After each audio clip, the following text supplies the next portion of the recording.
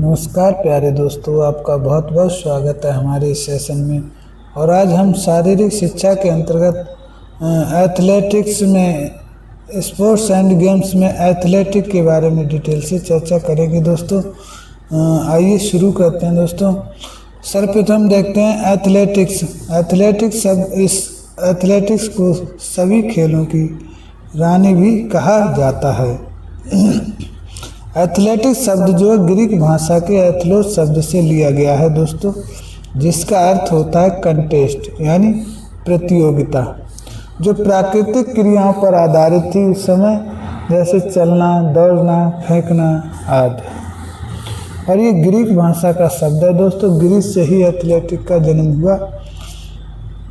प्राचीन Olympic 776 BC पूर्व में प्राचीन ओलंपिक खेलों में एकमात्र स्पर्धा होती थी जिसका नाम था स्टेडियम रेस, जो लगभग 192 मीटर की स्टेड दौड़ थी और जिसे कोरोवस मेलो ने जीता था। जिसे किसने जीता था?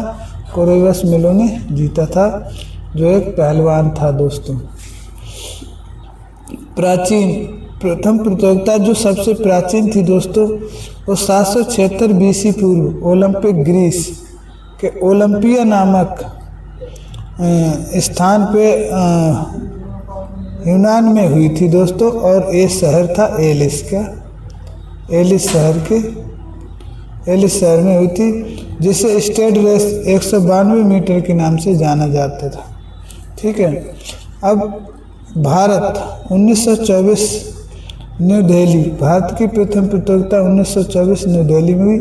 इसके साथ साथ ही आधुनिक एथलेटिक्स की प्रथम प्रतियोगिता विश्व कप चैंपियनशिप 1983, विश्व कप हेलसिंकी चैंपियनशिप दोस्तों, विश्व चैंपियनशिप हेलसिंकी 1983 फिनलैंड में आयोजित की गई। इसके साथ साथ ही प्रथम विश्व एथलेटिक चैंपियनशिप है दोस्तों ये, और ये विश्व एथलेटिक चैंपियनशिप है जो प्रथम महिला की 1977 डेसेल्फोर्स पश्चिम जर्मनी, और इसके साथ साथ ही पुरुष की विश्व चैंपियनशिप 1977 डेसेल्फोर्स पश्चिम जर्मनी में लगभग दोस्तों दोनों की एक ही साल में हुई थी। वो था हमारा 1977 और डेसेल्फोर्स पश्चिम जर्मनी में। आइए दोस्तों अब देखते हैं स्थापना। जो हमारा विश्व की दोस्तों एथलेटिक चैंपियनशिप की स्थापना कब हुई? इसका उस समय दोस्तों नाम था IAAF यानी विश्व एथलेटिक संघ की स्थापना IAAF के रूप में दोस्तों इंटरनेशनल एमेच्योर एथलेटिक फेडरेशन के रूप में हुई थी दोस्तों। और ये हुई थी हमारी 17 जुलाई 1912 में। और इसके प्रथम अध्यक्ष जो थे एडफ्रिंग सिगमंड फ्राइड, ठीक है। और वर्तमान अध्यक्ष इसके थे दोस्तों सेबास्टियन COE। वर्तमान जो अध्यक्ष हैं वो अभी दोस्तों वर्तमान में जो हैं वो हैं सेबास्टियन COE, ठीक है। और इसके साथ साथ ही हेडक्वार्टर प्रथम जो जिस समय स्थापना हुई थी 1912 में दोस्तों, उस समय स्टॉकहोम स्वीडन में था। अब वर्तमान में इसका हेडक्वार्टर मोनाको स्विट्जरलैंड में बना दिया दोस्तों 1993 के बाद में, और जो अभी तक कहाँ है? मोनाको स्विट्जरलैंड में है। इसके बाद हम देखते हैं भारतीय स्थापना दोस्तों 1946 में amateur athletic federation of India के रूप में 1946 में हुई। और उस समय दोस्तों हमारा हेडक्वार्टर था बेंगलोर में था, लेकिन वर्तमान में प्रेजेंट में दोस्तों अभी ये नई दिल्ली में आ गया है, ठीक है। अब प्रथम अध्यक्ष इसके GD सोंधी थे, जिन्हें एशियन खेल का जन्मदाता भी माना जाता है। वर्तमान में इसके दोस्तों आदले सुमेरवाला की जगह अब बहादुर सिंह सग्गू को चुन लिया गया है, ठीक है। अब हम बात करते हैं एथलेटिक्स के नाम बदलने की हिस्ट्री के बारे में चर्चा करेंगे दोस्तों। एथलेटिक्स में कब कब नाम बदले गए इनके, आइए देखते हैं दोस्तों। जो नाम बदले गए तो विश्व एथलेटिक्स संघ का सर्वप्रथम नाम, इसका नाम क्या था, तभी तो पता चलेगा क्या नाम बदला। सर्वप्रथम इसका नाम रखा गया इंटरनेशनल एमेच्योर एथलेटिक फेडरेशन, जो हमारा हुआ था भैया 17 जुलाई 1912 में।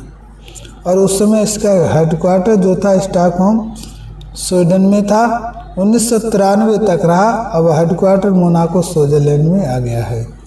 अब हम बात करते हैं इनके नाम जो बदले गए वो 2001 में बदले गए दोस्तों।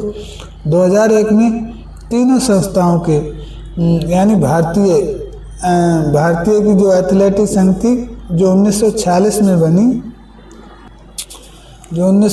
में बनी दोस्तों।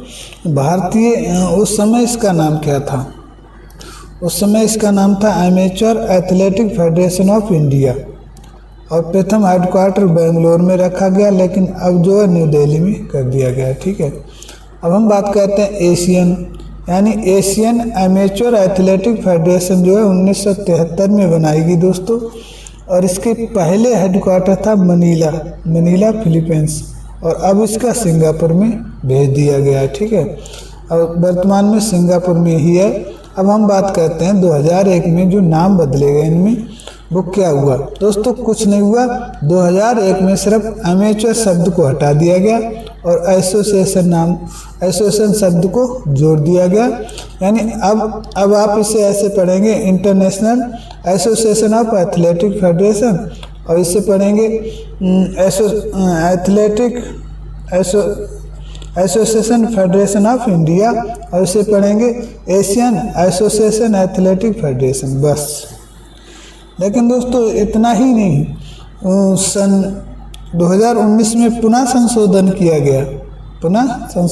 गया और जो इंटरनेशनल एसोसिएशन एथलेटिक फेडरेशन था उसे वर्ल्ड एथलेटिक के नाम से कर दिया गया वर्तमान में। और हमारी जो इंडियन है उसे एथलेटिक फेडरेशन ऑफ इंडिया के नाम से जाना जाता है। और एशियन एथलेटिक फेडरेशन जो एशियन है उसको कर दिया गया। तो हम देखते हैं दोस्तों प्रथम अवार्ड जो है एथलेटिक में किस किस को प्रदान हुए। ठीक है। तो प्रथम अवार्ड इन एथलेटिक, प्रथम अर्जुन अवार्ड को प्राप्त करने का श्रेय 1961 में गुरबचन सिंह रंधावा को जाता है। द्रोणाचार्य वहीं 1985 में दोस्तों OM नाम्बियार को सर्वप्रथम प्राप्त हुआ, जो दोस्तों PT उषा के कोच भी माने जाते हैं। ठीक है। PT उषा के कोच भी थे। प्रथम राजीव गांधी दोस्तों सुश्री ज्योतिर्मय सिकंदर को प्राप्त हुआ और जो दोस्तों ध्यानचंद था वो लाभ सिंह को प्राप्त हुआ। और इसके बाद हम बात करते हैं एथलेटिक्स के कुछ दोस्तों जो स्टेडियम हैं उनके बारे में भी इस एग्ज़ाम में बार बार पूछा जाता है, तो उनको भी हम रिवीजन कर लेते हैं। तो इसको याद करने की ट्रिक है दोस्तों, जलसा जी नाना सात, यानी जो जलसा जी हैं उनके नाना जो हैं 7 नाना हैं। जैसे जवाहरलाल नेहरू स्टेडियम दोस्तों नई दिल्ली में है, एल से LNIP ग्वालियर में है, ऐसे साई स्टेडियम गांधीनगर में है। और इसके साथ साथ ही दोस्तों एन से नाहर सिंह स्टेडियम फरीदाबाद में है, और जी से दोस्तों गुरु नानक देव स्टेडियम अमृतसर में है, और NIS दोस्तों पटियाला में है, और साल्ट लेक स्टेडियम जो है वो कोलकाता में है। इसके बाद आगे बढ़ते हैं दोस्तों। हम देखते हैं एथलेटिक्स के इवेंट दोस्तों। एथलेटिक्स के इवेंट टोटल दोस्तों 18 होते हैं। एथलेटिक इवेंट्स को 2 भागों में बांट दिया जाता है, ट्रैक एंड फील्ड्स के बारे में 2 भागों में बांट दिया जाता है। एथलेटिक्स इवेंट की बात करें तो ये 18 होते हैं, और जबकि फील्ड की बात करें तो ये 8 होते हैं। इस प्रकार दोस्तों हमारे जो है एथलेटिक इवेंट्स जो हैं 2 भागों में बांट दिए जाते हैं, एक तरफ ट्रैक इवेंट और एक तरफ फील्ड इवेंट्स। और ट्रैक इवेंट्स की बात करें दोस्तों हम, तो इसे याद रखेंगे आप, स्मॉल हर्रोशियम, स्मॉल जो है हर्रिशियम है। इस्लाम दोस्तों स्मॉल हर्रू का है, स्मॉल हर्रू जो है वो सीएम है क्या। देखो दोस्तों ये लंबी कहानी है और उन्हें क्रम से याद करने के लिए हमें इस ट्रिक का यूज करना पड़ेगा, स्मॉल हर्रू सीएम। तो दोस्तों देखते हैं हम ऐसे शॉर्ट डिस्टेंस में हमारे स्पेंस इवेंट्स सारे आ जाते हैं 100, 200 और 400 मीटर। फिर मिडिल डिस्टेंस में दोस्तों 800 मीटर, 1500, 3000 मीटर। लॉन्ग डिस्टेंस में 5000 और 10,000 मीटर। अब हर्रू से hurdle 100 metre women, 110 metre man, 400 metre man और वुमेन। अब आर से रिले रेस दोस्तों, आर से रिले रेस आ गई। रिले रेस में दोस्तों 4x100, 4x100 metre, 4x400 metre man और वुमेन दोनों के लिए होती है। वॉक रेस आ गई, हर्रू ठीक है। हर्रू से दोस्तों वॉक रेस आ गई क्या, 10 मीटर, 20 मीटर, 50 किलोमीटर पुरुष व महिलाओं के लिए। अब सीएम से दोस्तों हो गई हमारी एम से मैराथन 42.195 किलोमीटर। ये दोस्तों बार बार पूछी जाती है। या 26 मील 385 गज। कंबाइन इवेंट सी से दोस्तों हेप्टाथलॉन और डेकाथलॉन। इस प्रकार दोस्तों हमारे क्या होते हैं, ये 18 इवेंट्स जो हैं ट्रैक के वो कंप्लीट होते हैं। इसके बाद हम बात करते हैं फील्ड इवेंट्स की। फील्ड इवेंट्स में दोस्तों 8 इवेंट होते हैं और इन्हें 2 भागों में बांट दिया जाता है, थ्रोइंग एंड जंपिंग। थ्रोइंग में हमारे 4 होते हैं दोस्तों और जंपिंग में हमारे 4 होते हैं, ठीक है। अगर हम थ्रोइंग की बात करें तो इसमें दोस्तों आता है शॉटपुट, हैमर, डिस्कस और जेवलिन। जंपिंग की बात करें तो लॉन्ग जंप और ट्रिपल जंप और हाई जंप और पोल वॉल्ट। अब दोस्तों इसके साथ साथ ही कई बार इसकी जो ट्रॉफी होती हैं वो भी पूछ ली जाती हैं ट्रैक और फील्ड की। तो इसमें 4 Minar, Marshal Tito, Jesse Owens trophy और यूरोपियन कप मुख्य रूप से पूछे जाते हैं। इसके बाद हम बढ़ते हैं दोस्तों एथलेटिक्स का। एथलेटिक्स ट्रैक इवेंट्स की वजह से हमने चर्चा कर ली है, एक बार और रिवीजन कर ले दोस्तों। तो ये हमारा हो गया स्मॉल हर्रोशियम, क्या स्मॉल हर्रोशियम, जैसे SMAL स्मॉल और इसके बाद हर्रो और शियम, ठीक है। इससे हम याद स्मॉल हर्रोशियम, ठीक, इससे याद रख सकते हैं इनका क्रम दोस्तों। ऐसे शॉर्ट डिस्टेंस, एम से मिडिल डिस्टेंस, लॉन्ग डिस्टेंस और हर्डल रेसेस और relay races, walk races, marathon, M से मैराथन और सी से कंबाइन इवेंट के बारे में चर्चा कर लिए दोस्तों। और हम फील्ड इवेंट्स के बारे में भी चर्चा कर लिए। अब हम आगे बढ़ते हैं दोस्तों, क्या आगे बढ़ते हैं। आइए दोस्तों अब ट्रैक इवेंट्स के बारे में चर्चा करते हैं। तो ट्रैक दोस्तों 2 प्रकार के होते हैं, ये भी सवाल कई बार पूछा गया है। ट्रैक 2 प्रकार के होते हैं, 200 मीटर और 400 मीटर 2 प्रकार के होते हैं। इसके साथ साथ ही दोस्तों ट्रैक कितने प्रकार के होते हैं, एक क्वेश्चन और बनता है। इसके साथ दोस्तों एक क्वेश्चन और पूछा जाता है, ट्रैक के प्रकार। अब ये देखना है आपको, डिपेंड करता है कि आपके ऑप्शन में कैसा आता है, ठीक है। वैसे ट्रैक के स्ट्रक्चर के हिसाब से 2 प्रकार के होते हैं, 200 मीटर, 400 मीटर। लेकिन इनके जो ट्रैक जो बने कितने प्रकार से होते हैं, अगर उनकी बात करें तो ये भी 4 प्रकार के होते हैं दोस्तों। वैसे 2 प्रकार के होते हैं, ट्रैक प्रैक्टिस और 400 मीटर स्टैंडर्ड का, प्रैक्टिस और स्टैंडर्ड। लेकिन दोस्तों लेकिन अगर आ जाए दोस्तों कि कितने प्रकार के बने हुए होते हैं, तो ये होते हैं दोस्तों किले कोट, एक मिनट दोस्तों, किले कोट और इसके साथ साथ ही ग्रास कोट, क्या ग्रास कोट, और इसके साथ साथ ही दोस्तों सिंडर कोट। और इसके बाद हमारा सिंथेटिक ट्रैक, क्या सिंथेटिक ट्रैक। अब ये दोस्तों वर्तमान में सिंथेटिक ट्रैक ही ज़्यादा इस्तेमाल किया जाता है। इसके बाद हम आगे बढ़ते हैं दोस्तों, आगे बढ़ते हैं, ठीक है। अगर बात करें, अगर मान लीजिए वो पूछ ले कि कार्ड कितने प्रकार के यूज किए जाते हैं एथलेटिक्स में, कार्ड, तो दोस्तों कार्ड हमारे 3 प्रकार के यूज किए जाते हैं, लाल और पीला और सफ़ेद। कार्ड मान लीजिए दोस्तों, या फिर झंडी मान लीजिए, क्या झंडी, क्या झंडी। एथलेटिक्स में दोस्तों कार्ड तो मेरे हिसाब से कैसा होता है, एक तो ब्लैक, आधा ब्लैक होता है और आधा लाल होता है दोस्तों, आधा लाल होता है, इसे आप चेक कर लीजिए, ठीक है। अब हम बात करते हैं दोस्तों, अभी बात करेंगे झंडी। जो लाल झंडी होती है दोस्तों, इसे कौन दिखाता है, इसे स्टार्टर दिखाता है, क्या, जो स्टार्ट करता है रेस को।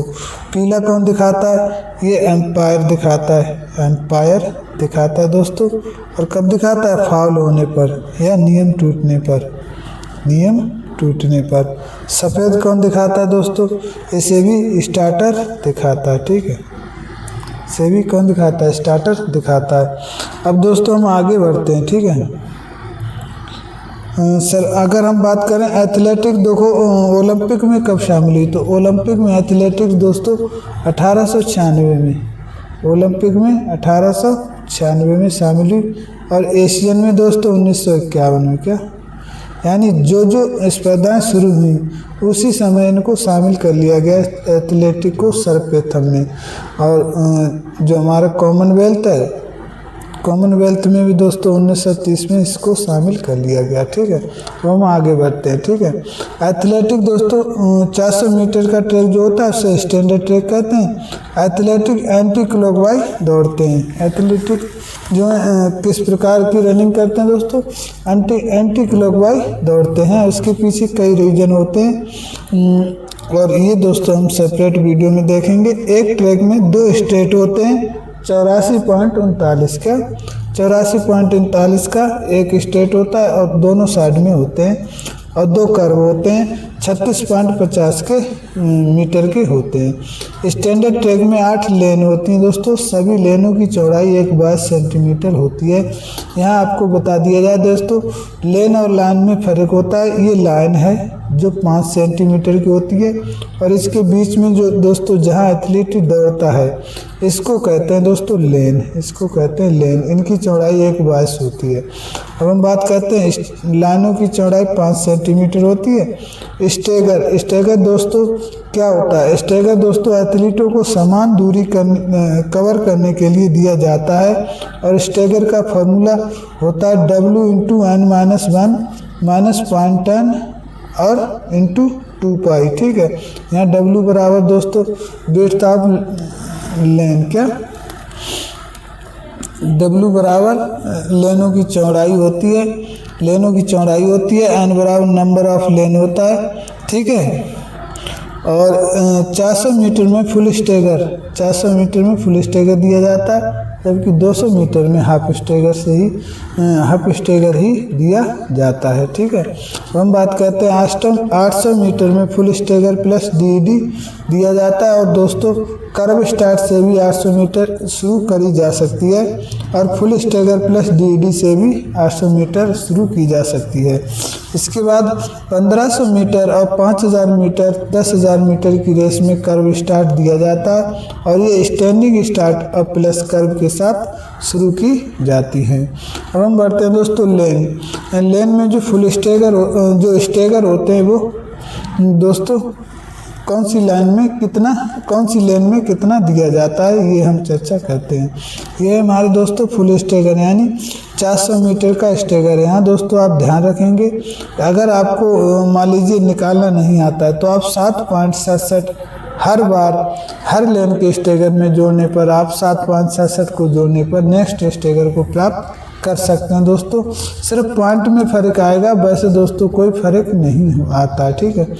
जैसे फर्स्ट जो होता है वो स्टेगर जो है दोस्तों फर्स्ट लेन के जो एथलीट होता है उसे स्टेगर नहीं दिया जाता है, क्योंकि उसे पूरी 400 मीटर ही दौड़नी पड़ती है। और दूसरे खिलाड़ी को स्टेगर दिया जाता है क्योंकि उसका जो कर्व अगर वो दौड़ेगा तो उसे ज़्यादा दौड़ना पड़ेगा, इसलिए स्टेगर दे दिया जाता है। 7.04 होता है दूसरा स्टेगर। तीसरा 14.21 मीटर होता है। चौथा 22.38 मीटर। पाँचवा 30.5 मीटर। और इसके बाद छठा 37.71 मीटर। और सातवां 45.39 मीटर। और आठवां 53.05 मीटर का होता है। ठीक है दोस्तों, अब बात करते हैं हाफ स्टेगर। जब 200 मीटर में दौड़ाया जाएगा तो दोस्तों हाफ स्टेगर दिया जाता है।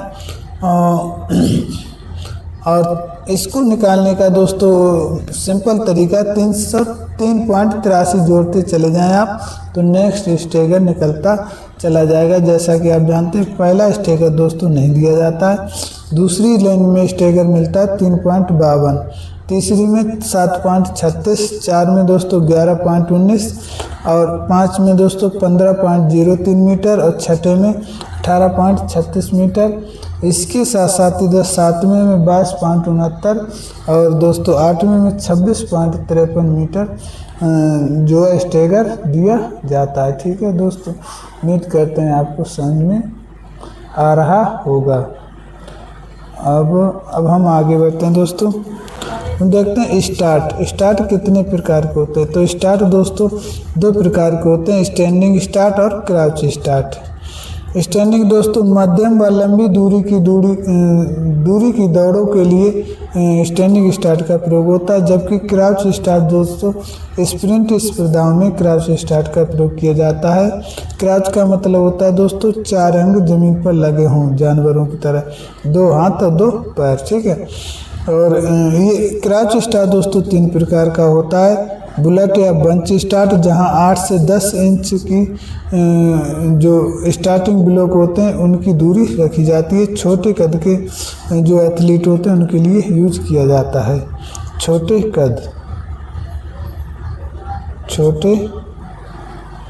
कद वालों के लिए। ठीक है, हम बात करते हैं मीडियम स्टार्ट के लिए दोस्तों 12 से 18 इंच की दूरी रखी जाती है किसकी स्टार्टिंग ब्लॉक की, और ये मध्यम कद के एथलीट के लिए होता है। एलोंगेटेड स्टार्ट ये दोस्तों 20 से 28 इंच होता है, और ये दोस्तों जो हमारे एथलीट होते हैं बड़े कद के यानी जिनका कद बड़ा होता है उनके लिए एलोंगेटेड स्टार्ट दिया जाता है। कहीं दोस्तों स्टार्ट के 3 प्रकार भी बताए जाते हैं, लेकिन मुख्यतः 2 ही प्रकार होते हैं। और देख लेते हैं सिटिंग स्टार्ट या क्राउच स्टार्ट। सिटिंग को क्राउच स्टार्ट भी कहते हैं। स्टैंडिंग स्टार्ट और फ्लाइंग स्टार्ट ये रिले रेस में दिया जाता है दोस्तों। लंबी दौड़ों में स्टैंडिंग स्टार्ट दिया जाता है 1500, 3000, 5000 मीटर में। यह सिटिंग स्टार्ट दोस्तों ये स्प्रिंट रेसेस में दिया जाता है। सिटिंग स्टार्ट दोस्तों 3 प्रकार से दिया जाता है। सिटिंग को क्राउच स्टार्ट भी कहते हैं, और इसको याद रखेंगे आप BBM मेल। ठीक है, यानी बंच या बुलेट स्टार्ट 8 से 10 इंच, मीडियम स्टार्ट 12 से 18 इंच मध्यम कद के लिए, एलोंगेटेड स्टार्ट 22 से 28 इंच बड़े कद के एथलीटों के लिए दिया जाता है। अब हम बात करते हैं दौड़ समाप्त करने के कितने प्रकार होते हैं। दौड़ समाप्त करने के 3 मुख्य प्रकार होते हैं, रन थ्रो, शोल्डर थ्रो और लंज थ्रो। इसमें दोस्तों खिलाड़ी जो है एथलीट जो है दौड़ते हुए रेस को फिनिश करता है। शोल्डर सेग में दोस्तों शोल्डर को आगे रखता है, और लंज थ्रो में टोर्सो को आगे रखता है दोस्तों। ठीक है, टोर्सो फिनिश कोई दौड़ समाप्त करने का तरीका नहीं होता, टोर्सो एक अंग होता है दोस्तों। ठीक है, हर्डल रेस को दोस्तों 2 भागों में बांट दिया जाता है, हाई हर्डल और लो हर्डल।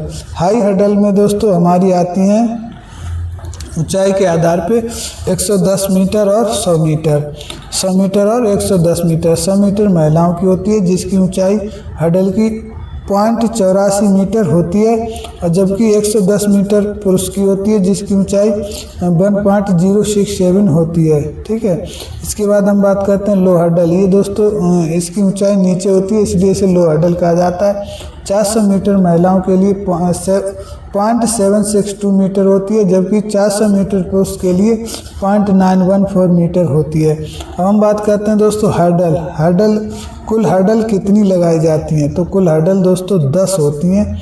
ठीक है, और वजन इनका कितना होता है? वजन के बारे में कई बार सवाल पूछा गया, तो वजन 10 kg होता है। हर्डल की चौड़ाई 1.20 होती है, यानी 1.20 मीटर होती है दोस्तों।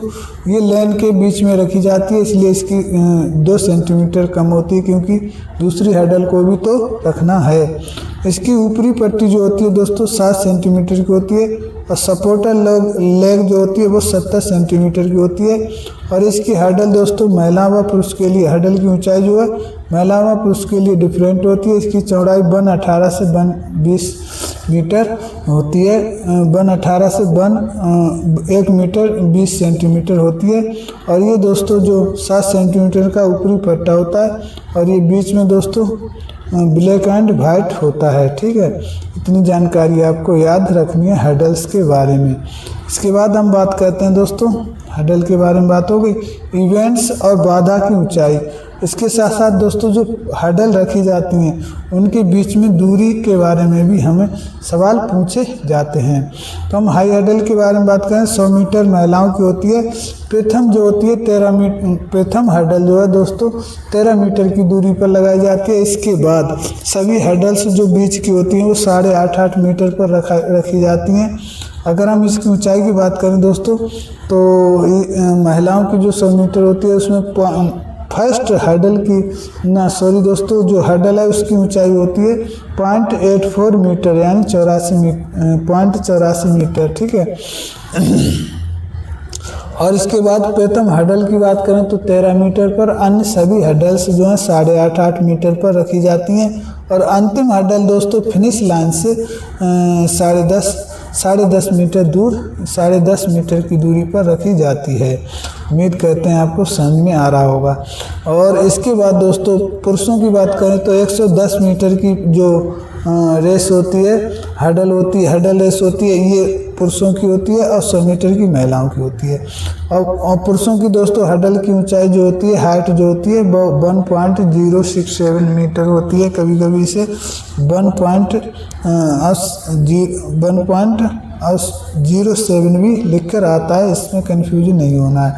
अब प्रथम हर्डल दोस्तों 13.72 मीटर पे, और इसके बाद बीच में दोस्तों 9.14 सेंटीमीटर पर रखी जाती हैं, जबकि अंतिम हर्डल फिनिश लाइन से दोस्तों 14.02 मीटर पर रखी जाती है। हम लो हर्डल यानी दोस्तों 400 मीटर महिलाओं की बात करें तो इसकी ऊंचाई होती है 0.762 मीटर, और इसके साथ साथ ही प्रथम हर्डल जो होती है 45 मीटर दूरी पर होती है, अन्य सभी 35 मीटर की दूरी पर होती हैं। और जबकि अंतिम फिनिश लाइन से 40 मीटर की दूरी पर अंतिम हर्डल होती है दोस्तों। अब बात करते हैं 400 मीटर पुरुष हर्डल के बारे में, तो इसकी ऊंचाई 0.914 मीटर होती है। और प्रथम हर्डल जैसी महिलाओं की होती है वैसी रखी हुई होती हैं। प्रथम हर्डल 45 पे, अन्य सभी 35 पे, और एट लास्ट में दोस्तों फिनिश लाइन से 40 मीटर की दूरी पर अंतिम हर्डल रखी जाती है।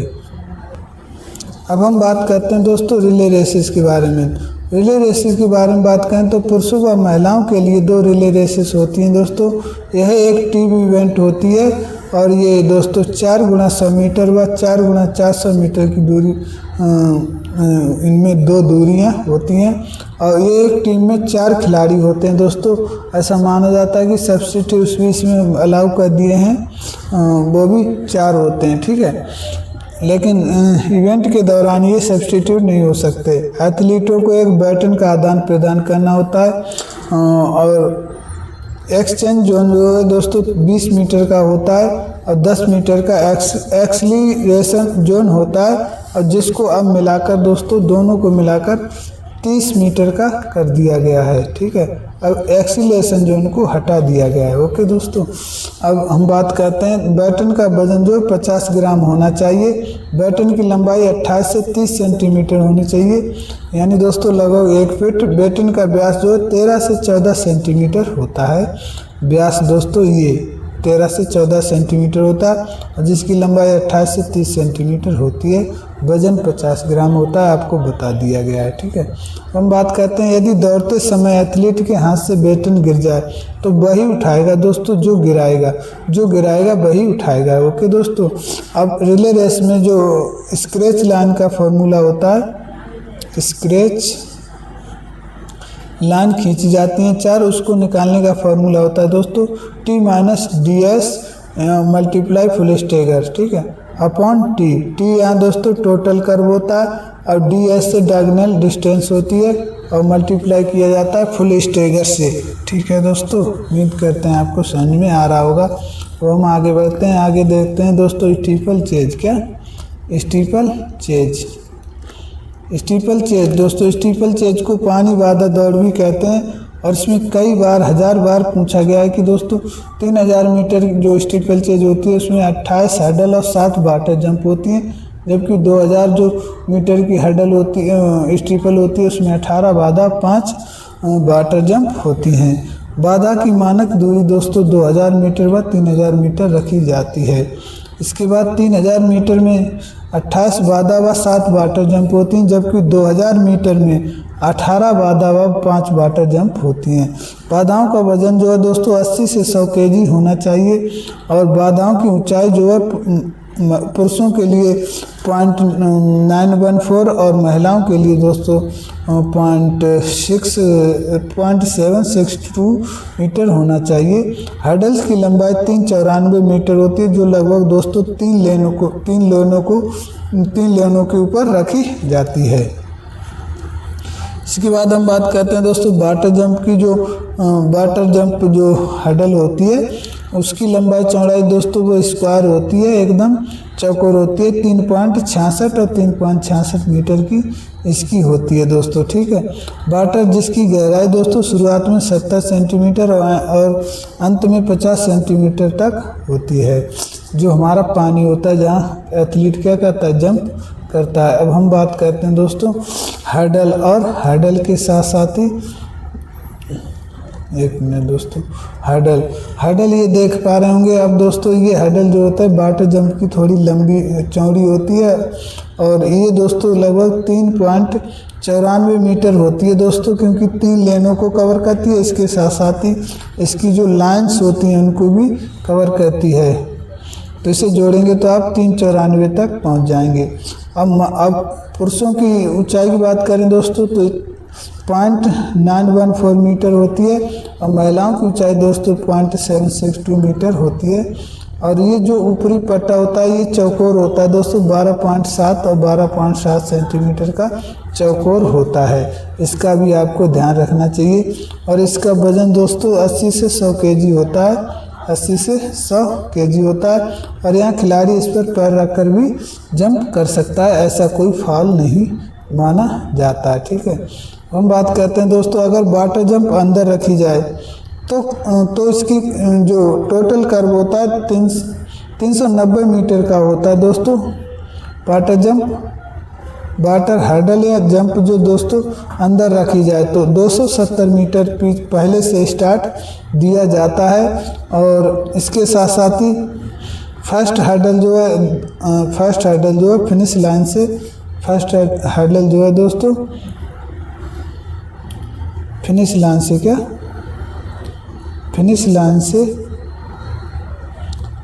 से 10 मीटर की दूरी पर फर्स्ट हर्डल होती है। इसके बाद अन्य सभी हर्डल्स 78 मीटर की दूरी पर होती हैं, और जो लास्ट होती है दोस्तों वो 68 फिनिश लाइन से 68 मीटर की दूरी पर होती है। ओके दोस्तों, इस बात को आप ध्यान रखेंगे। ठीक है, क्योंकि 10 मीटर पहले आगे निकाल दिया जाता है।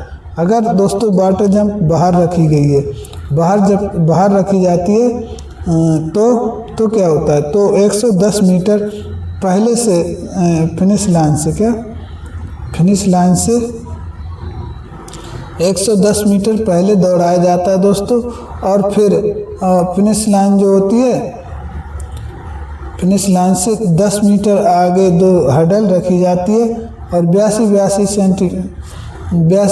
पे इनकी आपस में दूरी रखी जाती है 82 मीटर, और लास्ट हर्डल जो 72 मीटर की दूर होती है कहाँ से, फिनिश लाइन से। ठीक है, यहाँ दोस्तों स्टार्ट लाइन जहाँ से स्टार्ट होती है और फिनिश लाइन एक ही होती है दोस्तों, क्या एक ही होती है, तो आप इसे फिनिश लाइन मान लीजिए या स्टार्ट लाइन मान लीजिए। ठीक है, क्योंकि दोस्तों इसमें जो थोड़ा सा ऊपर निकल जाती है दूरी, उसको पीछे से ही खिलाड़ी को दौड़ा दिया जाता है, जिससे वो कर्व को पूरा कर ले। ठीक है, उम्मीद करते हैं आपको समझ में आ रहा होगा। अब दोस्तों हमारी चर्चा होगी कंबाइन इवेंट्स पे। क्या कंबाइन इवेंट से भी एग्जाम में बराबर क्वेश्चन पूछे जाते हैं दोस्तों। कंबाइन इवेंट में 2 इवेंट आते हैं, डेकाथलॉन और हेप्टाथलॉन दोस्तों। दोनों कंबाइन इवेंट है। पुरुषों के लिए डेकाथलॉन होता है दोस्तों, डेका से मतलब 10 और थलान से मतलब पत्तियाँ, यानी दोस्तों 10 पत्तियों का समूह, यानी 10 इवेंटों का समूह। ठीक है, महिलाओं के लिए हेप्टाथलॉन होता है। हेप्टा का मतलब 7 और थलान का मतलब पत्तियाँ, यानी 7 समूह का ग्रुप। ठीक है, जिसमें कुल 7 इवेंट होते हैं दोस्तों। इसके बाद हम बात करते हैं डेकाथलॉन के क्रम के बारे में, बार बार क्वेश्चन पूछे जाते हैं। तो डेकाथलॉन हमारा दोस्तों 1200 नंबर का होता है। पुरुषों का इवेंट होता है, 2 दिनों तक चलता है दोस्तों, और 2 दिनों के बीच में 10 घंटे का रेस्ट मिलता है। प्रथम दिन में दोस्तों 100 मीटर की रेस, और इसको याद करने का क्रम है 100 लगाऊं 400, 100 लगाऊं 400। 100 मीटर की रेस, लंबी कूद, गोला फेंक, ऊंची कूद 400 मीटर, ये प्रथम दिन में आयोजित होते हैं। इसके साथ साथ ही 110 मीटर हर्डल और डिपोजे, 110 डिपोजे 1500, इससे आप याद रख सकते हैं, ये ट्रिक है दोस्तों।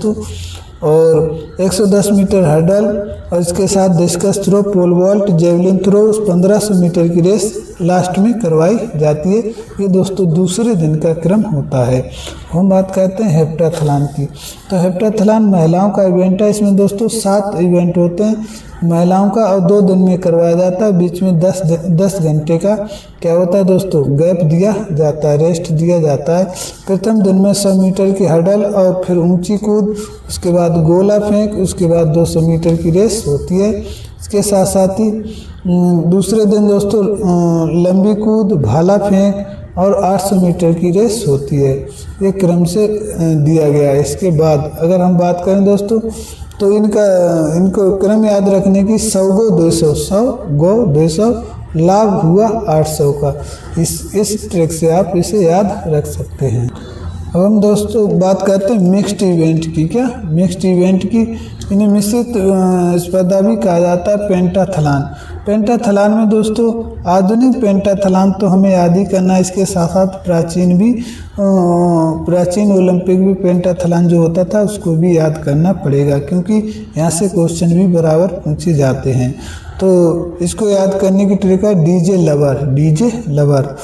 तो दोस्तों डिस्कस थ्रो जैसे जेवलिन थ्रो, एल से लॉन्ग जंप और डब्ल्यू से कुश्ती यानी रेसलिंग, आर से स्टेड रेस होती थी दोस्तों, जिसे हम कहते थे पैदल दौड़। आधुनिक पेंटाथलॉन की बात करें दोस्तों, तो इसको याद करने की ट्रिक है तलवार तैयार है घोड़ा शूटिंग करे, तलवार तैयार है घोड़ा शूटिंग करे। इससे आप याद रख सकते हैं। वैसे तलवारबाजी, तैराकी, घोड़ा रेस, शूटिंग, क्रॉस कंट्री, इसका क्रम भी यही होता है। ट्रायथलॉन को दोस्तों विजेता को आयरन मैन की उपाधि दी जाती है। यहाँ 3 इवेंट्स होते हैं। 1500 मीटर की तैराकी के बाद एथलीट 40 किलोमीटर साइकिल की दौड़ लगाता है। इसके बाद 10 किलोमीटर पैदल दौड़ लगाता है। इसके बाद उसे आयरन मैन की उपाधि दे दी जाती है। इससे पहले कि दोस्तों हम फील्ड इवेंट शुरू करें, उससे पहले कुछ टर्मोलॉजी आपको पता होना चाहिए। जैसे कि दोस्तों स्टार्ट लेते समय हमें ध्यान रखना होता है, जो क्रम होता है उसको कई बार पूछा गया। तो सर्वप्रथम होता है दोस्तों प्लेसमेंट ऑफ स्टार्टिंग ब्लॉक का सर्वप्रथम क्या करता है खिलाड़ी, प्लेसमेंट करता है। इसके बाद आवाज़ आती है दोस्तों on your mark, athlete on your mark. इसके बाद दोस्तों सेट की आवाज़ आएगी और इसके बाद क्या होगा दोस्तों, फायर होगी और उसकी धुन पर आपको क्या करना होगा, दौड़ना होगा। ठीक है। अब रनिंग फेस, अगर रनिंग कर रहे हैं दोस्तों तो रनिंग के समय हमें कई फेसेस का सामना करना पड़ता है और ये फेसेस के बारे में दोस्तों एग्जाम में सवाल पूछे जाते हैं। तो वो होता है हमारा ड्राइव। इसके बाद हमें रिकवरी, इसके बाद सपोर्टिंग फेज। इन फेजों का हमें सामना करना पड़ता है। ठीक है। ड्राइव फेज, रिकवरी फेज और इसके साथ साथ ही सपोर्टिंग फेज। अब दोस्तों हर्डल के बारे में क्या, हर्डल को जब कोई एथलीट क्या करता है, कोई एथलीट जब हर्डल को पार करता है तो उसे भी दोस्तों क्रम से पार करना पड़ता है। तो वो क्या होती है, लीडिंग लेग एक्शन। सर्वप्रथम क्या करेगा, लीडिंग करेगी किसको, लेग के एक्शन को लीडिंग करेगी। इसके बाद लैंडिंग करेगी, क्या लैंडिंग। फिर दोस्तों फिर सेकंड ट्रायल, क्या सेकंड ट्रायलिंग यानी दोबारा से कूदने की ट्रायल करना। इसके बाद रिदम को फॉलो कर देगी, क्या कोई भी एथलीट महिला या पुरुष हो, क्या फिर वो इसी रिदम को फॉलो करेगा। ठीक है, हर्डल को पार करने में। ठीक है। और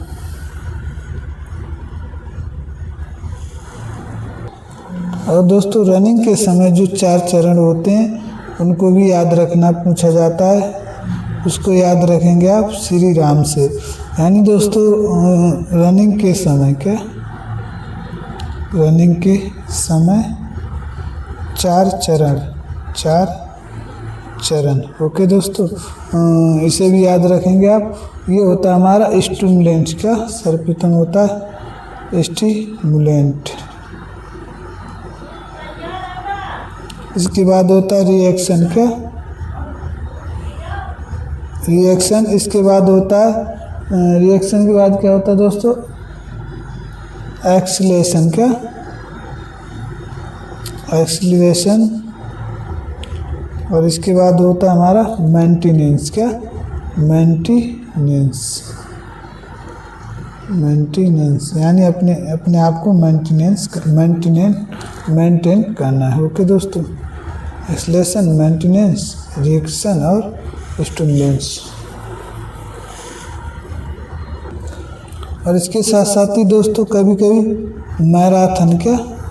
मैराथन से सवाल बनता है कि जो इसमें रिफ्रेशमेंट होते हैं वो कितनी दूरी पर होते हैं, रिफ्रेशमेंट कितनी दूरी पर होते हैं। तो प्रथम दोस्तों होता है हमारा 11 किलोमीटर पर और बाकी जो दोस्तों होते हैं वो सभी 5-5 किलोमीटर की दूरी पर रखे जाते हैं रिफ्रेशमेंट। यहाँ खिलाड़ी बोतल ले सकता है और कुछ जलपान ग्रहण कर सकता है। इसके बाद दोस्तों हम पहुँचते हैं फील्ड इवेंट्स की तरफ। तो फील्ड इवेंट्स को 2 भागों में बांट दिया जाता है, थ्रोइंग इवेंट्स और जंपिंग इवेंट्स। थ्रोइंग इवेंट्स भी 4 होते हैं, फील्ड इवेंट और जंपिंग इवेंट्स भी दोस्तों 4 होते हैं। थ्रोइंग इवेंट्स को याद करने का क्रम होता है दोस्तों SHDJ क्या, और जंपिंग इवेंट को याद करने का दोस्तों जो क्रम होता है वो होता है LTHP। ठीक है,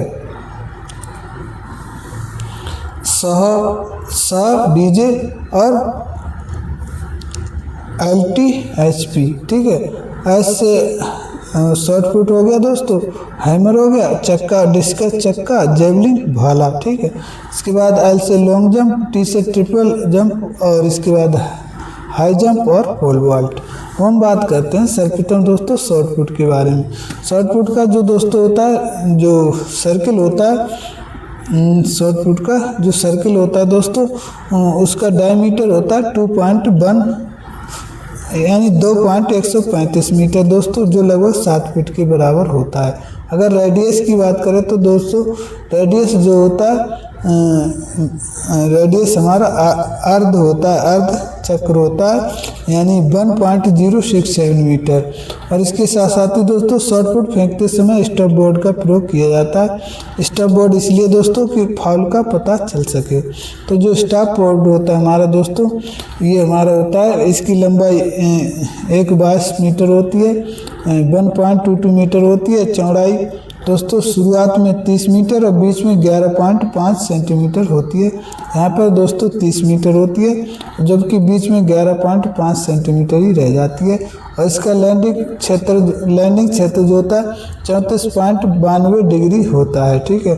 और जो हमारी जो स्टॉप बोर्ड होता है इसकी हाइट 10 सेंटीमीटर होती है और विड्थ भी, यानी जो गहराई होती है दोस्तों वो भी 10 सेंटीमीटर होती है। और इस यहाँ दोस्तों ये सर्किल बनाते समय सभी लाइन्स जो होती हैं वो 5 सेंटीमीटर की रखी जाती हैं दोस्तों। इसके साथ साथ ही हैमर के भी बारे में बात कर लें तो हैमर भी दोस्तों सेम टू सेम होता है 34.92। और इसके बाद रिटर्निंग लाइन 70 सेंटीमीटर की हैमर में होती है, वही शॉर्ट पुट में होती है दोस्तों। ये दोनों एक समान, इसका जो है डायग्राम एक समान होता है, कोई ज़्यादा डिफरेंस नहीं होता है। सिर्फ हैमर में दोस्तों स्टॉप बोर्ड का प्रयोग नहीं किया जाता है। अब हम बात करते हैं शॉर्ट पुट के। शॉर्ट पुट में दोस्तों पुरुष जो है, पुरुषों की वजन की बात करें, जो गोला होता है उसकी वजन की बात करें तो पुरुषों का जो गोला होता है उसकी वजन होता है 7.260 किलोमीटर केजी दोस्तों के, यानी 7 किलो 260 ग्राम। महिलाओं का होता है पूरे 4 किलोग्राम का। और इसका व्यास जो होता है दोस्तों तो 95 से 110 सेंटीमीटर महिलाओं का होता है, फिर 110 से 130 सेंटीमीटर पुरुषों का होता है। और सेक्टर की बात करें दोस्तों, सेक्टर का व्यास 2.135 मीटर होता है और लैंडिंग क्षेत्र 34.92 डिग्री होता है। और इसके बाद स्टॉप बोर्ड जो है दोस्तों उसकी लंबाई 1.22 मीटर 1.22 मीटर होती है। चौड़ाई 30 मीटर शुरुआत में और बीच में 11.5 सेंटीमीटर तक होती है। हाइट 10 सेंटीमीटर और गहराई भी 10 सेंटीमीटर होती है। इसमें दोस्तों शॉर्ट पुट फेंकते समय तकनीकों का प्रयोग किया जाता है, वो हमारी प्रमुख तकनीकें हैं। पेरी ओब्रायन जिसे 1952 में विकसित किया गया, डिस्को पट और रोटेशन और ग्लाइडिंग, ठीक है। PDRG से इसे याद रख सकते हैं। बाकी हम बात करते हैं हैमर थ्रो की। तो हैमर जो होता है उसका वजन जो पुरुषों के लिए 7 किलो 260 ग्राम, महिलाओं के लिए 4 किलोग्राम। और इसका व्यास महिलाओं के लिए 95 से 110 सेंटीमीटर और इसके साथ साथ ही 110 से 130 सेंटीमीटर होता है भैया पुरुषों के लिए। तार की लंबाई की बात करें तो महिलाओं के लिए 1150 से 1195 ठीक है सेंटीमीटर तक, और पुरुषों की बात करें तो 1175 से शुरू होकर 1215 सेंटीमीटर तक होता है, ठीक है। और सेक्टर जो होता है 2.135 मीटर का होता है और जो लैंडिंग क्षेत्र होता है 34.92 डिग्री, जहां दोस्तों हमारा हैमर गिरेगा। तकनीक दोस्तों सेम होती हैं, रोटेशन करके फेंका जाता है। आइए दोस्तों आगे हम थ्रोइंग इवेंट्स के बारे में बात करते हैं। डिस्कस थ्रो यानी दोस्तों इसे चक्का फेंक भी कहते हैं। इसकी सभी लाइनें 5 सेंटीमीटर की होती हैं और इसके साथ साथ ही इसका डायमीटर जो है दोस्तों बाकी सबसे थोड़ा ज़्यादा होता है, यानी इसका डायमीटर जो 2.5 मीटर होता है और इसका रेडियस 1.25 यानी 125 सेंटीमीटर होता है मीटर होता है दोस्तों। और ये रिटर्निंग लाइन इसकी 75 सेंटीमीटर सेम रहती है, ठीक है। और लैंडिंग सेक्टर का कोण भी सेम रहता है जो होता है हमारा 34.92 डिग्री, ठीक है। इसके बाद वजन की बात करें तो वजन दोस्तों डिस्कस पुरुष का 2 kg, महिलाओं का 1 kg। और इसके बीच में दोस्तों इसका जो डायमीटर होता है ये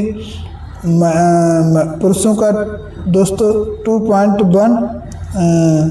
219 से 221 तक होता है, और जबकि महिलाओं का दोस्तों 18 से 18.02 तक होता है, ठीक है। और इसके बीच में जो मेटल होता है दोस्तों स्टील का, उसका जो होता है वो होता है हमारा 50 से 57 mm मान लीजिए दोस्तों। और वजन के बारे में बात कर ली। व्यास जो है, व्यास के बारे में बात करूं तो महिलाओं का 18 से 18.2 mm और पुरुषों का 2.19 से 2.21 तक mm तक होता है पुरुषों का। और डिस्कस थ्रो का क्षेत्र जो है, क्षेत्र होता है जहाँ गिरता है, वो होता है हमारा कितना होता है 2.5 मीटर का होता है। उसका रेडियस दोस्तों यानी आधा 1.25 ठीक मीटर होता है। लैंडिंग क्षेत्र 34.92 डिग्री ही होता है। अब हम बात कर लेते हैं जेवलिन। जेवलिन डे कब मनाया जाता है दोस्तों? 7 अगस्त को। 7 अगस्त को भाला दिवस मनाया जाता है। इसके बाद जो इसके रनवे की लंबाई बात करें तो 30 से 36.5 मीटर का रनवे होता है और जिसकी चौड़ाई 4 मीटर होती है और 4 मीटर के रेडियस से ही एक सर्किल खींचा जाता है और ये हमारी होती है स्टॉप लाइन। स्टॉप लाइन ये 7 सेंटीमीटर की होती है दोस्तों, 7 सेंटीमीटर की मोटी होती है और इसका लैंडिंग क्षेत्र दोस्तों 28.96 डिग्री होता है जेवलिन का। और जेवलिन को फेंकने का कोण दोस्तों कितना माना गया है? 45 डिग्री पर फेंका जाता है, ठीक है। और इसके साथ साथ ही जेवलिन का वजन पुरुषों के लिए 800 ग्राम, महिलाओं के लिए 600 ग्राम। जेवलिन की लंबाई पुरुषों के लिए 260 से 270 सेंटीमीटर यानी दोस्तों 2 मीटर 60 सेंटीमीटर, 2 मीटर से 2 मीटर 70 सेंटीमीटर तक, 260 से 270। और महिलाओं के लिए 220 से 230 तक होती है। नोक की बात करें 28 से 33 क्या होता है? 28 से 33 सेंटीमीटर होती है। ग्रिप की बात करें, ग्रिप जो दोस्तों ये ग्रिप है हमारी, ये ग्रिप जो होती है महिलाओं के लिए 14 से 15 mm ठीक है, 14 से 15 सेंटीमीटर और पुरुषों के लिए 15 से 16 सेंटीमीटर। यहाँ ज़्यादा डिफरेंस नहीं है दोस्तों, सिर्फ 1 सेंटीमीटर का डिफरेंट है। इसके बाद दोस्तों सर्किल का क्षेत्र जो होता है वो 4 मीटर का होता है। लैंडिंग क्षेत्र का कोण 28.96 डिग्री होता है। रनवे 30 से 36.5 मीटर तक होता है। पकड़ के लिए जो ग्रिप यूज की जाती हैं वो दोस्तों होती हैं हमारी फिनिश ग्रिप, हंगेरियन ग्रिप और अमेरिकन ग्रिप। ये 3 ग्रिप्स का प्रयोग किया जाता है दोस्तों जेवलिन को पकड़ने के लिए। ओके, उम्मीद करते हैं आपको समझ में आ रहा होगा। अब हम दोस्तों जंपिंग इवेंट्स के बारे में भी चर्चा कर लेते हैं। तो जंपिंग इवेंट्स को दोस्तों हमने बताया था LTHP से आप याद रखेंगे। और इसका जो रनवे होता है दोस्तों 40 से 45 मीटर का होता है और ये चौड़ाई इसकी 1.22 मीटर होती है, ठीक है, एक लेन के बराबर। यहाँ दोस्तों stop board take off board लगा होता है क्योंकि खिलाड़ी यहाँ टेक ऑफ लेता है। इससे पहले आपको बता दूं दोस्तों जो टेक ऑफ बोर्ड होता है ये लैंडिंग एरिया से दोस्तों पुरुषों का 13 मीटर और महिलाओं का 11 मीटर दूर होता है। यहाँ दोस्तों टेक ऑफ और लैंडिंग एरिया के बीच में इतनी दूरी होती है। यहाँ दोस्तों लैंडिंग एरिया और जो रनवे है उसके बीच में दोस्तों दूरी 1 से 3 मीटर तक होती है।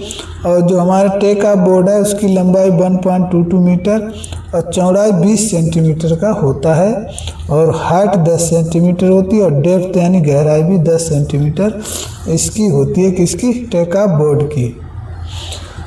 और हम प्लास्टिक इंडिकेटर की बात करें दोस्तों तो इसकी लंबाई तो बराबर ही होती है लेकिन चौड़ाई थोड़ी कम होती है। चौड़ाई इसकी 10 सेंटीमीटर होती है और इसकी चौड़ाई दोस्तों 20 होती थी टेक ऑफ की, इसकी 10 सेंटीमीटर होती है।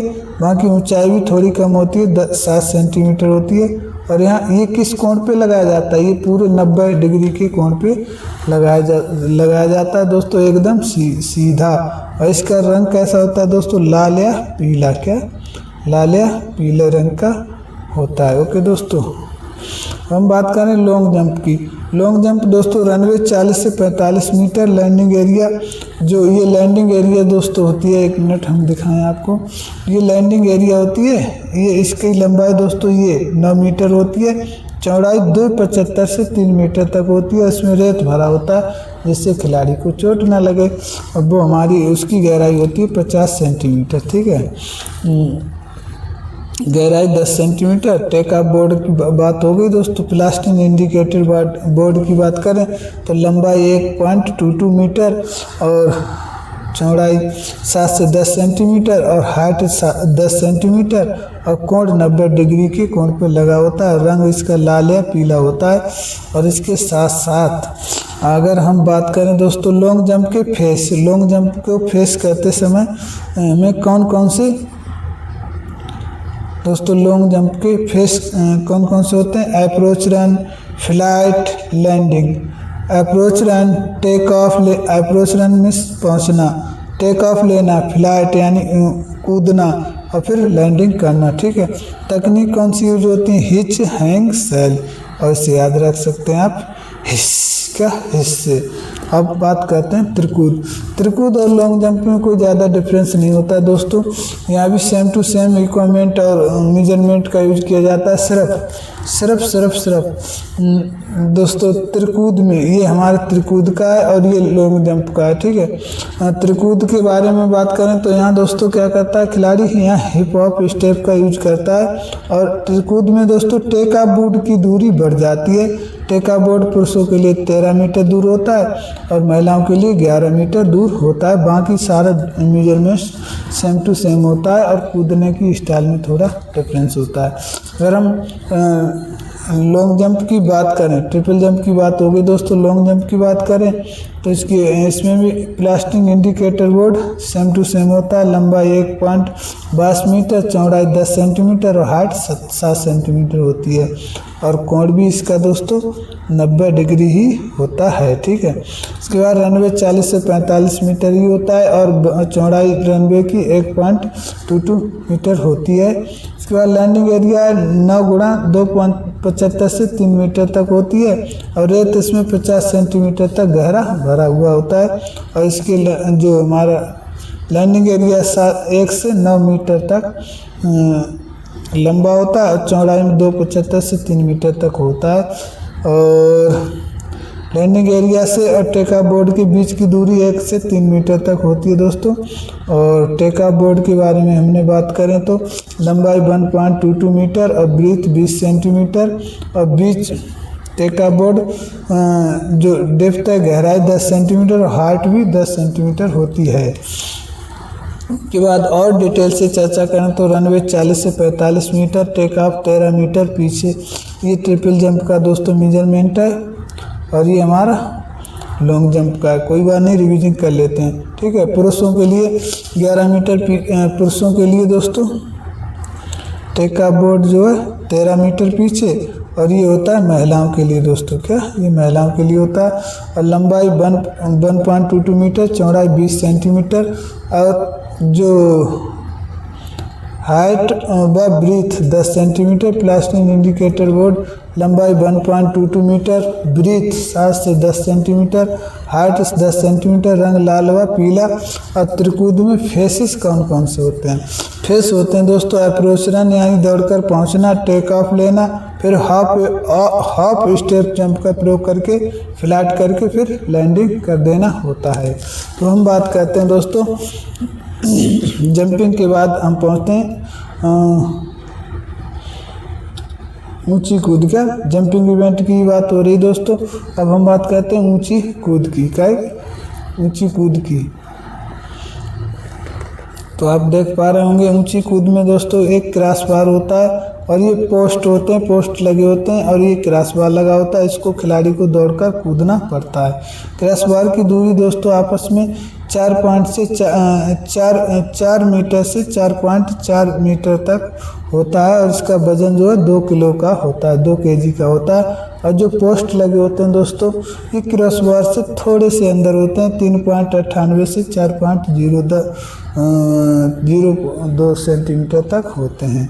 हाई जंप के रनवे की बात करें तो 15 से 20 सेंटीमीटर होता है और क्रॉसबार लंबाई की बात करें तो दोस्तों 4 से 4.04 तक होता है। पोल टू पोल 3.98 से 4.02 तक। क्रॉसबार का वजन 2 kg होता है। क्रॉसबार हवा में झूल सकता है 2 सेंटीमीटर और उठाया जा सकता है टाई के समय 2 सेंटीमीटर इसे उठाया भी जा सकता है। इसके बाद हम बात करें दोस्तों, इसके बाद लैंडिंग एरिया की बात करें तो 5 मीटर लंबाई, 3 मीटर चौड़ाई, 1 मीटर ऊंचाई होती है। टाई जो है दोस्तों पिछले परिणामों के आधार पर टाई का फैसला किया जाता है। Phases, approach run, take off. Phases यानी चरण कौन से होते हैं? अप्रोच रन, टेक ऑफ लेना, फिर क्लियरेंस द बार को क्लियर करना, फिर लैंडिंग कर लेना, ठीक है। और तकनीक इसमें कौन सी यूज होती है? सीव्स, इससे याद रखेंगे सीव्स, ठीक है। सीजर, ये ट्रिक है दोस्तों, scissor jump, eastern jump, straddle jump, western jump और फॉस्बरी फ्लॉप। फॉस्बरी फ्लॉप दोस्तों पूछी जाती है 1968 में विकसित हुई थी। हम बात करते हैं पोल वॉल्ट यानी बांस कूद की। बांस कूद का ये दोस्तों लैंडिंग एरिया है और खिलाड़ी को पोल वॉल्ट में दोस्तों क्या होता है? रनवे 40 से 45 मीटर मिलता है। क्रॉसबार 4.5 मीटर आपस में दूरी पर होता है और वजन क्रॉसबार का 2.25 kg होता है। पोल टू पोल पोल जो पोल होते हैं दोस्तों पोल वॉल्ट में पोल टू पोल की दूरी कम होती है जबकि क्रॉसबार अधिक लंबा होता है, ठीक है दोस्तों। क्रॉसबार कैसा होता है? अधिक लंबा होता है, ठीक है। यानी अब बात करें तो क्रॉसबार पोल टू पोल 3.30 से लेकर 3.37 तक सेंटीमीटर तक होता है। 3 मीटर 30 सेंटीमीटर और 3 मीटर से 37 सेंटीमीटर तक होता है। क्रॉसबार हवा में झूल सकता है 5 सेंटीमीटर और 2 एथलीटों की जब टाई पड़ जाती है तो 5 सेंटीमीटर ही से क्या किया जा सकता है? ऊपर उठाया जा सकता है। लैंडिंग एरिया इसकी दोस्तों 5/5 × 1 होती है। अब इसको बताते हैं दोस्तों 6/6 कर दिया गया है, ऐसा बताया जाता है। पिछले परिणामों के आधार पर टाई ब्रेक होती है। फेस इसमें कौन से होते हैं? सर्वप्रथम आप क्या करेंगे? ग्रिप बनाएंगे, फिर कैरी करेंगे क्या? पोल, और अप्रोच रन यानी पहुंचेंगे, फिर प्लांट करेंगे क्या? पोल, फिर टेक ऑफ लेंगे, फिर पुल या पुश या टर्न, पुल पुश करके फिर टर्न करेंगे, फिर क्लियर्स द बार होगा, फिर लैंडिंग होगी, ठीक है। इसके बाद इसमें भी ट्रिक दोस्तों वही यूज होती हैं। सीव्स का SEWSF, ठीक है। सीजर, ईस्टर्न, वेस्टर्न और स्ट्रेडर और फॉस्बरी फ्लॉप। इस प्रकार दोस्तों हमारा जो है जंपिंग थ्रोइंग इवेंट्स कंप्लीट होता है और उम्मीद करते हैं आपको सेशन अच्छा लगा होगा दोस्तों। ये तो अभी शुरुआत है, आगे दोस्तों और अच्छी वीडियो बनाकर डालेंगे। प्लीज़ वीडियो को लाइक करें, चैनल को सब्सक्राइब करें। हमारे साथ जुड़े रहने के लिए हृदय के साथ आपका बहुत बहुत धन्यवाद। जय हिंद, जय भारत।